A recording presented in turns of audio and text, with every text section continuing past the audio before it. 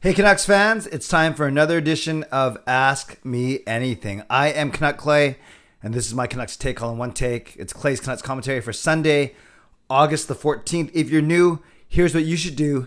Hit the subscribe button now for daily Canucks insight that's positive, timely, and trustworthy. Thanks everyone for the beautiful, heartfelt welcome back messages yesterday. I'm thrilled to be back, and tonight I'm thrilled to be doing my first live stream in 2 weeks. So make sure you join me tonight at 10 p.m. Pacific time for my regular Sunday night live stream. It should be a lot of fun. Some great questions today that you submitted over the past 24 hours. So let's get to them. Legendary Just Incredible says this: welcome back. Looking forward to the upcoming season and live streams as your channel continues to grow. Well, thank you, Justin. How was your trip? And was ziplining the most thrilling adventure you've ever done? Would you do it again? How would you describe the experience? Great questions, Justin, and my only non-Canucks related questions. So let's start with it. Wonderful trip. So blessed to be there with my mom, my family, my brother's family. So many great memories. A nice mix of formal tour type stuff and informal beach type days. The ziplining was definitely the highlight of the trip. How would I describe it? It was, I think thrilling is a really good word. It was exhilarating. It was still pretty safe. I never felt unsafe. That's why I was actually able to go upside down and do a trust fall 150 feet from above the ground. And I would certainly do it again. It's expensive, but that's fair.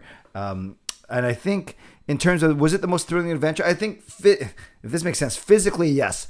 It was the most thrilling thing I've done in my 48 years. I've never driven like in a super fast car. I've been on flights and stuff, of course. I've gone boating, but I haven't done like a bungee jumping or skydiving. So ziplining, I'd say from a true physical thrillness standpoint, if that makes sense. Yeah, I'd say it's been the most thrilling thing I've done. Now, you think mentally and emotionally and spiritually, I've had some other thrilling experiences, including recently being in Edmonton for the Pope, including honeymoons and weddings and the birth of all three kids. Though all those things are thrilling in different ways, but I think physically thrilling, and because it's so fresh in my mind, yeah, I'd put ziplining right up there. Great question, Justin. Karan says, hey Clay, or should I say aloha Clay? Aloha Karan. We've heard so much praise about Podkolzin's game, and I'm curious, do you think he has what it takes to be one of the best two-way forwards in the league, or even in recent Canucks memory? Well, I'll answer yes and no in that I think Podkolzin is going to be an excellent player for the Canucks for years to come. I really do. 10th overall pick in 2019. And we remember how he dominated the World Juniors that one year. And then, of course, he had, it's tougher to be a rookie playing against grown men, the best players in the entire world. But I thought Podkolzin, especially in the second half of the season, really did well. I think we saw glimpses of what he can do, how strong he is, deceptively, I wouldn't say deceptively fast, but he's a decent skater, really good hands, really good hockey IQ, stands up for his teammates. So I love all those things. Now, that doesn't mean he's going to be one of the best two-way forwards in the league, though, because when you say one of the best, are you talking about top 10, top 20? No, he's not going to be that. In fact, on the Canucks, he might only peak as a second-line player. You maybe want him to at least have potential as a first-line player, as a top 10 pick. But if he maxes out as a second-line winger, I'd be completely happy with that. So do I think he's going to be one of the best two-way forwards in the league? No, I think that's a big ask. But if he's a solid second-line player for the Canucks, that is good enough for me. I think Canucks fans will be thrilled for that. Yeah, and imagine him being a cornerstone of our team for the next 6 or 7 years. I think that'd be great. And speaking of another 2019 draft pick, Albert asks, hey Clay, do you think Hoglander is going to play well this season? And why do you think that? I think that he knows he's going to be under the microscope. He knows with Podkolzin, technically 1 year below him contract-wise. Podkolzin's only entering the second year of his ELC, whereas Hoglander's entering his third year. So I think the first thing is Hoglander's in the final year of his 3-year ELC. So now he's going to be playing for his next contract. He's obviously going to want to play well. He wants to earn Bruce Boudreau's trust. He also sees guys like Podkolzin, Mikheyev, and Kuzmenko, not just because they're Russian, but guys that may be taking his spot in the lineup. So he should be motivated. The tricky thing is it's hard for a really skilled guy to play well on a fourth line, but that's where I see him at least starting the season with a guy like Lazar and maybe Dickinson or Lockwood or something like that. So Do I think he's going to play better than last season? Yes. How well is it going to be? Not sure. Is it going to be good enough? I'm not sure. But he certainly has reasons to be motivated for this season. I lie. If you had to pick one of these to compete, which would you choose? Rank them in order. A bag skate, the grouse grind, or Tough Mudder or Army-style obstacle course.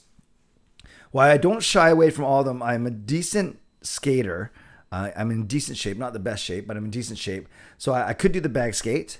I've done a grouse grind once before, and I've never done an Army-style obstacle course. So if I had to rank these three in order today as a 48-year-old man, which one would I do?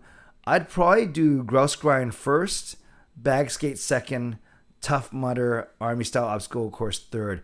I think I'd find the obstacle course really fun, but I'm not sure if I have the right type of physical. Who knows, actually. They look fun, and I think there's a lot of team building in it. So I would try all three, but I think in order I'd go grouse grind, bag skate, Tough Mudder.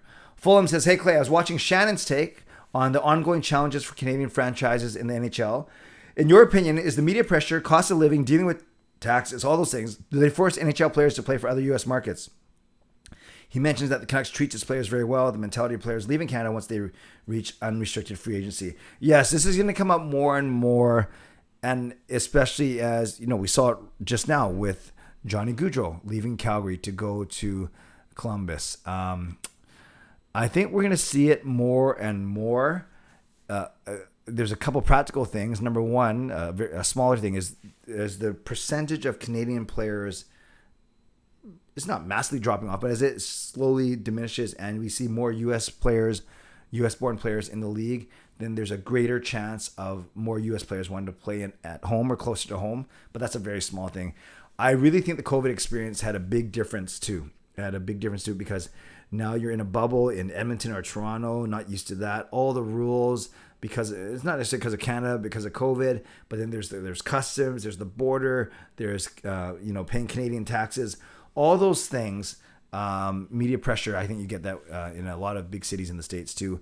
But I do think if you're a guy who's doesn't handle adversity well, even though these guys are making millions of dollars, or at least hundreds of thousands of dollars, millions of dollars, I think if you're not wired to handle that, I could see where it might seem easier to play in a U.S. city. So is your question, is it a factor? Yeah, I think it's true. I think it is a factor, and that's what makes it tougher for the 7 Canadian teams, and that's why you're going to see teams like the Canucks treat their players as well as they can, because they know that they are at a disadvantage. Dominic says, hi, Clay. My question to you is, do you see a Canuck getting moved before the season? If so, who and where do you see him going? Well, it's very tough to predict, Dominic, where someone's going to go, but I do think they're still going to look for a trading partner for a guy like Dickinson, maybe not so much Pearson, but if anyone, maybe a Jason Dickinson to kind of free up some money among the forward rank. I don't think you're trading Myers or Pullman or OEL, so I'll go with Jason Dickinson, but I don't know who he would go to. But I'm not sure if that's going to happen. I just pick him if I had to pick a player. I have a feeling the Canucks could be done moving, quite frankly, except for bringing in someone so on D. So we'll see. Speaking of D, Joe Pratt says, Hughes says he can play both sides on D. If he and OEL were the top pairing, how do you see the second and third pairings? Welcome back, good fellow. Thank you, Joe. Thank you from one good fellow to another.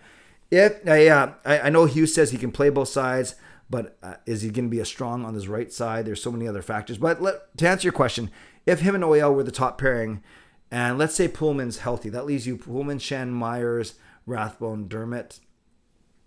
I would, on the left, keep Dermott there. So I would go Dermott and Myers as my second pairing, and then I go Rathbone, Shen as my third pairing. That's what I would do. I go Dermott and Myers, Rathbone and Shen, and then I'd still have Pullman as my number 7. And finally, Dustin the Wind says, why hasn't anyone signed Tyler Motte yet? And do you think the Canucks should sign him again? I don't think the Canucks should sign him again unless he comes cheaper than what he's expecting. That's what I think the holdup is. Any UFA that hasn't been signed to this point is usually because of two things. Number one, they're being very picky with what team they want to go to. I don't think that's Motte's motivation. And number two, more likely, he's kind of maybe oversold himself or overestimated his worth. So a lot of times you'll see guys still waiting. It's because they think they're worth X amount. Teams think they're worth this amount. And then all the money starts to dry up and move elsewhere. So it could be a combination of those two things. Is maybe he's being picky with his location, with his destination, and maybe he was asking for a little bit too much. So I do see him, of course, landing with the team, maybe for a little less than what he thinks he's going to make, but a little bit more than he was making with the Canucks. And those two things got to line up if the Canucks were to pursue him. But I have a feeling that they don't need any wingers anymore. So I don't think the Canucks are going to go down that road.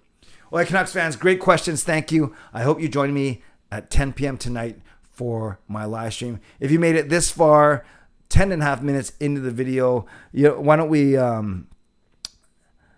you give me a big aloha, and then I'll stop with the Hawaii reference after tonight. Give me a big aloha, which means hello, goodbye, and so you can use it for both, not just a greeting as hello. So give me an aloha in the chat, and that's how I know that you made it to the end of this video.